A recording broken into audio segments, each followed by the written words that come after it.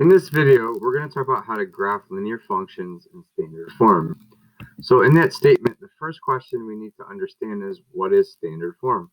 Standard form is expressed as ax plus by equals c. An example of standard form might be 3x plus 4y is equal to 8. In the past, this term form you might have heard of or seen before in, say, y equals mx plus b form, or in other words, it's called slope-intercept form. And an example might be y equals 3x minus 5, where 3 is the slope and minus 5 is the y-intercept. So when we're graphing in standard form, one thing you must understand is the x and y-intercepts and what values these things occur at.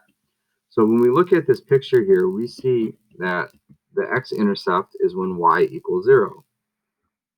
And the y-intercept is when x equals 0. So we're going to use these key topics here, these key points, to solve for the other y-intercept. So in this example, we have 3x plus 4y equals 12. So to find the x-intercept, we're going to set y equals 0. So we would plug in 0 for y and then solve the remainder of the equation. And in this case, we would get x equaling to 4.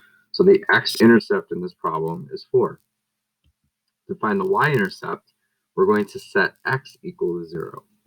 So we would plug in x in 0 for x and then solve for y and get 3. And so the y-intercept in this problem is equal to 3. All right. Now, there are some special lines that occur. So in this case, we see the equation y equals negative 2.5. So this means that all values of y are negative 2.5. So it doesn't matter what x value we enter, the y value will always be negative 2.5.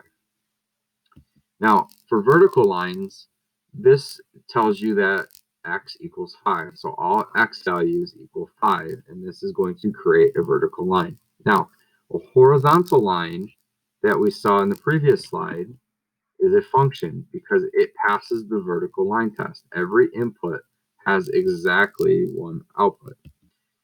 Now, over here, every input has multiple outputs. So you're going to use x equals 5 over and over and over again in this. And so again, this does not pass the vertical line test because it's a vertical line. Okay, so keep that in mind. Graphing in standard form is actually quite easy if you understand what the x and y intercept values are.